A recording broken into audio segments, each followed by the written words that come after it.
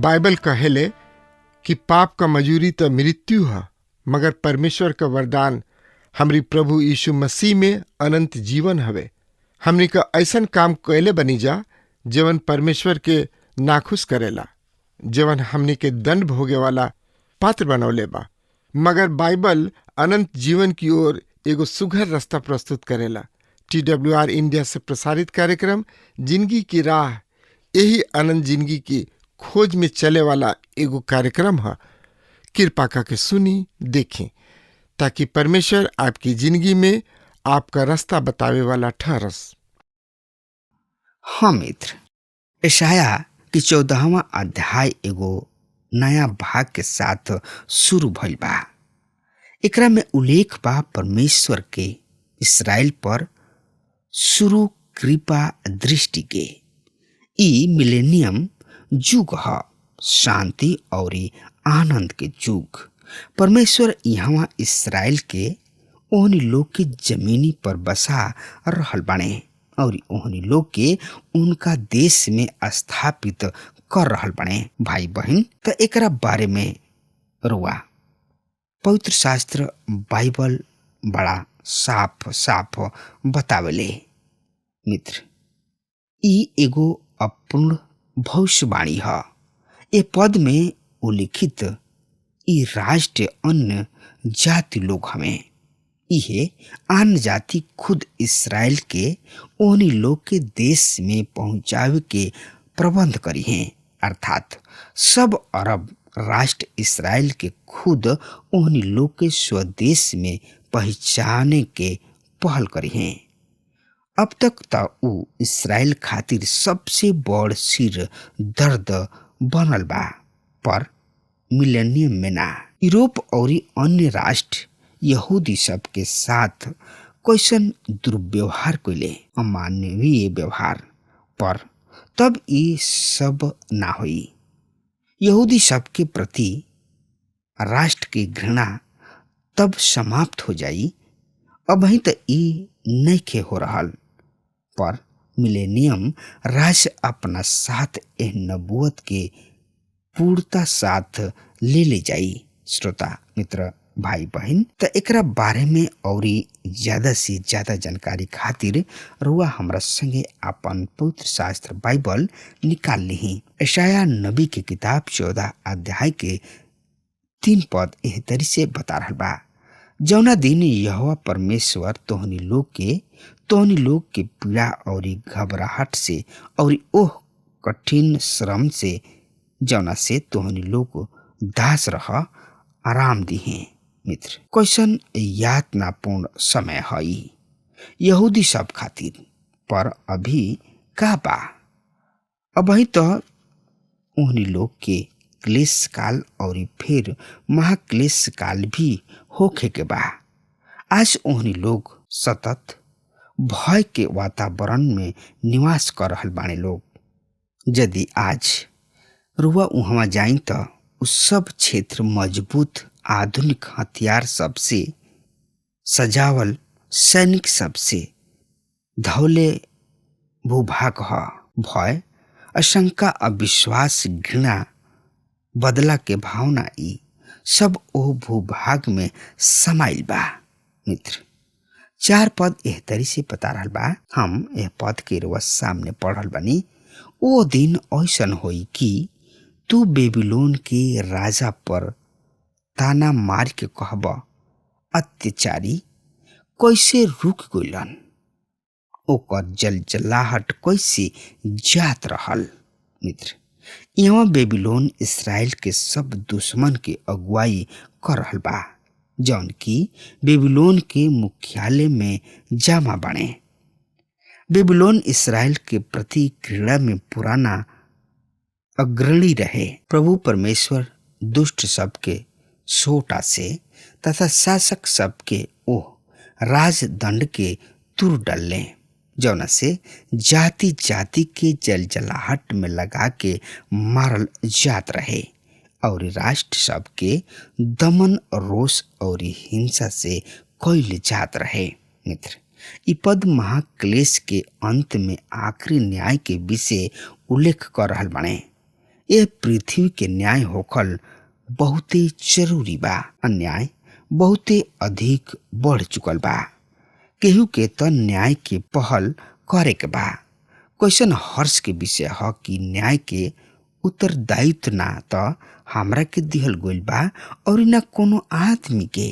बड़ा ही संतोष होला ई जान के कि मानवीय न्यायाधीश यानी कि जज सब से अब आजादी मिल गई। अब न्याय के तुरल मरोड़ल ना जाई। अब मसीह यीशु न्याय करे हैं, जौन की सही में ऊ सच्चा न्याय करे वाला हमें। मित्र, पद 7 और 8 एह तरी से बता रहल बा। ये पद के हम रोवा सामने पढ़ रहल बानी। अब सब पृथ्वी शांत बा, ऊ चैन से बाणे, लोग आनंद से जय जयकार कर रहल बाणे। 8 पद, सनोवर और लेबलोन के देवदार भी तोहरा कारण आनंद मना के कही हैं।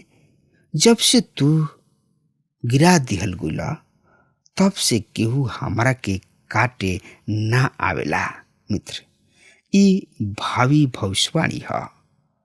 हर्मागोदोन के युद्ध के पश्चात जब मसीह यीशु आई हैं, तब ही शांति और विश्रांति पृथ्वी पर स्थापित हो सकी। अब यहाँ शोक के स्थान पर आनंद गान सुनल जा रहल बा। रोवे के केवल वही समय रहे जब तक राति के अंधकार रहे और प्रभात के उदय भइल बा और प्रभात के साथ आनंद भी आवेला। यही अध्याय के पद 9, 10, 11 में और संसार के शासक के अधलोक में डालल जाए के विषय कहल जा रहल बा। अधलोक तोहरा आगमन पर तोहरा से मिले से आतुर बा। उ तोहरा खातिर मृतक सबके आखिरी आत्मा सबके अर्थात पृथ्वी के सब पुराना शासक के जगावेलन। उ जाति जाति के सब राजा सबके उनका सिंहासन सब पर से उठा के खड़ा करेलन। उ सब देख के तोहरा से कही हैं, तू हमरा समान तुल्य कमजोर क दिहल गइल बड़ा। तू हमरा समान बन गइल बड़ा। तोहार बेभाव और तोहार सरंगी सबके संगीत नीचे अधलोक में पहुंचा दिहल गइल बा। कीड़ा तोहार बिछौना और केचुआ तहार ओढ़ना ह। मित्र, अधलोक सही में नरक ना ह। ई हम पहले भी देख ले रही। अधलोक नरक में प्रवेश के पहले के प्रतीक्षालय ह। इहो पीड़ा के स्थान ह और चित्र कैसन भयानक बा। वैसे ही त सांप देखे में ऐसन लागेला माना उ गंदा और चिपचिपा बा, पर उ ऐसन होला ना। ओ नजर से उ स्वच्छ होला। यदि रोवा के ओकरा बीच सुता दिहल जाओ त कैसन लागी रोवा के। जब रोवा पर के रुआ से बिनल कमर ओढ़ा दिहल जाओ। ई अविरल पीड़ा के स्थान अधलोक के फोटो ह।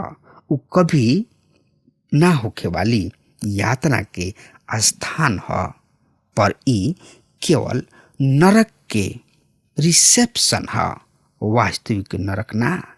ई पापी आत्मा खातिर सफेद सिंहासन के न्याय तक ठहरे खातिर तैयार कइल गइल जगह ह। सफेद सिंहासन न्याय के पश्चात इस सब आगे के झील अर्थात नरक में झोंक दिहल जाई।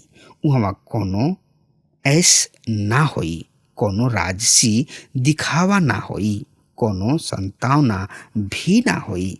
आई अब एगो महत्वपूर्ण बात पर विचार करी जा और ऊ विषय है दुर्लभ और ई शैतान और बुराई के उत्पत्ति के ऊपर प्रकाश डालता। भाई बहन, त एकरा बारे में और ज्यादा से ज्यादा जानकारी खातिर रुआ हमरा संगे अपन पवित्र शास्त्र बाइबल निकाल लेनी। हाँ, तो उनमें देखी यशाया नबी के किताब 14 अध्याय के 12 पद ए तरी से बता रहल बा।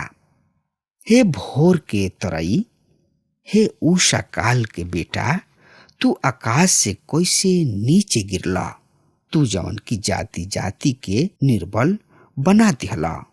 अब ऐसे काट के जमीनी पर गिरा दिहल गोइल बा। मित्र, उषा बेटा के दूसरा शब्द में कहल जाई लूसीफर। एकर संबंध प्रकाश से बा। शुक्र जौन की सूर्योदय के पूर्व दिव्य मान ह, सितारा आकाश में देखल जा सकता। ई केवल नबी के दर्शन के अनुसार लूसीफर परमेश्वर के सर्वश्रेष्ठ कृति रहे। कैसन कैसन योजना रहल हुई परमेश्वर के दिमाग में उनकर रचना करत, पर ऊ निकलल यहूदा इस्करियोती। उहे परमेश्वर के विरोध में हो गई। ऊ अपन इच्छा परमेश्वर के इच्छा से ऊपर क दिहले। लूका के शुभ संदेश में मसीह यीशु चेलन के बतौले कि ऊ शैतान के बिजली के जैसन शैतान के आकाश से गिरत देखले। यूहन्ना कहताने कि ऊ जे पाप करेला ऊ शैतान के संतान ह, काहे कि शैतान शुरू से ही पाप करत आ रहल बा। यही उद्देश्य से परमेश्वर के बेटा प्रकट भइल बने कि ऊ शैतान के काम के नष्ट करस। प्रकाशित वाक्य किताब में सूचित कल गइल बा। अब स्वर्ग में संग्राम छिड़ गइल बा और मिकाएल अपना दूत सहित उजागर के विरुद्ध युद्ध करे लागल बा। अजगर और ओकर दूत सब भी युद्ध कैले, पर ऊ हार गइलन और फिर ओकरा के स्वर्ग में जगह ना मिलल। तब ऊ भयंकर अजगर ऊ अपना सांप जौन की दोष लगावे वाला शैतान कहला और इस संसार के अपना बुद्धि चालाकी से हरदम फंसौले रहला, यानी कि भ्रमित कैले रहला, पृथ्वी पर फेंक दिहल गइल और ओकरा साथ ओकर दूत भी फेंक दिहल गइलन। ई लूसीफर या शैतान के फोटो ह। का रहे ए सर्व कृति के पाप। पहले विचार करी कि आखिरी विश्लेषण में पाप कौना पुरुष में हमनी के सामने आवेला। ई दर्शन शास्त्र के दृष्टिकोण से ना, पवित्र शास्त्र के दृष्टिकोण से विचार कोइल गोल जा रहल बा। का हो पाप? मित्र, यही अध्याय के 13 और 14 पद एह तरी से बता रहल बा। सुनी ध्यान से। पर तू अपना मन में कहले रहा, हम आकाश पर चढ़ब, हम परमेश्वर के तरई सब से भी ऊपर आपन सिंहासन स्थापित करब। हम दूर उत्तर दिशा के छोर पर सभा के पहाड़ पर विराजब। हम बदरी सब से भी ऊंचा स्थान पर चढ़ब। हम सर्वोच्च परमेश्वर के तुल्य बनब। भाई बहन, यह प्रसिद्ध 5 हम यानी कि मैं यानी हम ई करब ऊ करब। मित्र, ऊ परमेश्वर के इच्छा और योजना के दूर हटा के अपना ही इच्छा और योजना सबके प्रधानता देवे शुरू कर दिले। ई पाप रहे। झूठ अवस्था में पाप गर्भ में पड़ चुकल बा। अब ऊ धीरे धीरे बढ़ रहल बा। मानव के विकास कोनो क्रम में ना भइल, जैसे पुड़िया ऊ लंगूर डार्विन छोड़ गइल बने। हाँ, क्रमिक विकास पाप अवश्य भइल। एकरा के शुरू कैलन ऊ प्राणी जौन की परमेश्वर के इच्छा से ऊपर आपन इच्छा रख दिहले। आजाद नैतिक प्राणी के रूप में ओकरा ऐसन करे के अधिकार रहे। हमनियों के परमेश्वर स्वतंत्र इच्छा प्रदान कइले बाणे। हम उनका द्वारा संचालित रोबोट ना हई। ऐसा ना होला कि हम बात करी कि हमनी के स्वतंत्र इच्छा प्रदान कइल गइल बा, पर कुछ क्षेत्र में हमनी के बंधन में रह के चाही। ऐसा ना होला। लूसीफर के पास भी स्वतंत्र इच्छा रहे। मानव के मूल पाप इहे ह। हमनी के सब केहू भुलाइल भटकल भेड़ के समान बानी जा। हर एगो आदमी अपना अपना राह पर चलत रहे, पर प्रभु हमनी के सब दुष्कर्म के बोझ मसीह यीशु पर लाद दिहले। हत्या कोइल पाप ह। ऐसे ना कि परमेश्वर ऐसन घोषणा कर दिहले, वरन ऐसे कि ई काम परमेश्वर की इच्छा और चरित्र के विपरीत बा। जौन कुछ परमेश्वर के इच्छा और उनका प्रकृति के विपरीत ह, ऊ पाप ह, चाहे ऊ कुछ भी काहे ना होखे। यदि चर्च गोइल परमेश्वर के इच्छा के विपरीत बा तो ऊ भी पाप ही ह। कुछ लोग चर्च गोइला के द्वारा परमेश्वर के नाखुश करेलन। कल्पना करी कि घमंड में फूलल मनुष्य परमेश्वर से कहलन, हम ऊ ना कर सकिना जौन तू चाहतड़ा। हम उहे करे चाहतानी जौन हमरा ठीक लागेला। हम आपन इच्छा पूरा करब। और आज भी मानव इहे कहत चलल आ रहल बा, पर रुआ ऐसा नहीं कि कर सकत। आखिरी में परमेश्वर के ही इच्छा पूरा हो सकी। अतः हर एगो भक्त के प्रार्थना इहे होके के चाही, जैसे तोहार इच्छा स्वर्ग में वही तरी पृथ्वी पर भी पूरा होके। जौन कुछ परमेश्वर के इच्छा के विपरीत बा ऊ पाप ह, चाहे ऊ कुछ भी काहे ना होके। शैतान के पाप रहे, बहुते घमंड कइल। ऐसा ना भइल कि शैतान खिसिया के बहरी चली गइलन। उनकर निर्माण एगो ज्योतिमय स्वर्गदूत के जाति में भइल रहे। ओकरा के उषा पुत्र नाम दिहल गइल रहे। ऊ त्रुटिहीन प्राणी बनावल गइल रहे। ओकरा के स्वतंत्र इच्छा दिहल गइल रहे। ऊ जौन चाहते चुन बिन सकत रहन, पर ओकरा में घमंड समा गइल रहे। ऊ अहंकार में फूल गइल रहन और ऊ परमेश्वर के इच्छा के विरुद्ध अपन इच्छा लगा दिहले। शैतान के ई लक्ष्य ना रहे कि ऊ परमेश्वर से भिन्न हो जा। ऊ परमेश्वर के ऐसन होखे के कामना करे लगले।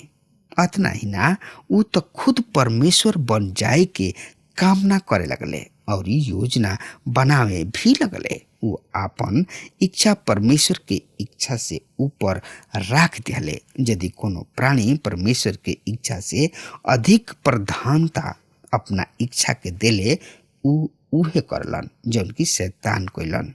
मित्र, आज लूसीफर जैसन अनेक लोग बाड़े। ऊ अपना इच्छा के परमेश्वर के इच्छा पर प्रधानता देले। दूसरा शब्द में वो परमेश्वर के स्थान पर विराजमान हो जाले। सब मानव परिवार में पाप बसी जाला। राह केवल दूगो ही बा, परमेश्वर के राह और मानव के राह। इससे मसीह यीशु कहले रहन, मार्ग सत्य और जिंदगी हम ही हई। केहू हमारा बेगर पिता के पास नहीं के पहुंच सकत। मित्र, आज रुआ परमेश्वर के सृष्टि के वासी हई। रुआ उनकर बनावल हवा में स्वच्छ सांस ले रहल बानी। रुआ उनका दिहल गोइल सूर्य प्रकाश ज्योति के आनंद लिहिना। उ तो हर महीना एकरा खातिर रुआ किने बिल ना भेजले। उ रुआ से इह जिंदगी खातिर कुछ भी ना मांगलन। रुआ उनकर बनावल गोइल सृष्टि हई। कैसन बड़ कर्ज बा रुआ पर उनकर, बस रुआ उनका प्रति आज्ञाकारी होके के बा। प्रभु के प्रति आज्ञाकारी रही, काहे कि रुआ के प्रभु परमेश्वर अपना स्वरूप और अपना समानता में बनौले। ऐसे प्रभु चाहलन कि हमार बेटा बेटी हमार कहनाम करे, हमार कहना माने। मित्र, अगर आज प्रभु के कहना नहीं मान रहल तो रुआ नरक के भागी बानी। प्रभु के कहना मानी और प्रभु के साथ चली, काहे कि प्रभु ही मार्ग, सत्य और जिंदगी हमें। एक साथ अब हमार समय खत्म हो रहा बा, तब तक खातिर वो हमारे के आज्ञा दी। परमेश्वर हुआ की बहुत बहुत आशीष देश। आमीन। हमके विश्वास बा कि ई कार्यक्रम आप सब खातिर फायदेमंद सिद्ध भइल हुई। हम चाहतनी कि आप सब अपन अपन आशीष हमरों से बांटी। अगर आप सबके लगे बाइबल से चाहे आपकी निजी जिंदगी से कोनो सवाल होके, चाहे कोनो समस्या खातिर प्रार्थना करावे चाहतनी, तो हमारी फोन नंबर पर जरूर संपर्क करें। परमेश्वर आप सबके बहुत आशीष प्रदान करें और आज का दिन आप खातिर सुखद बनावे।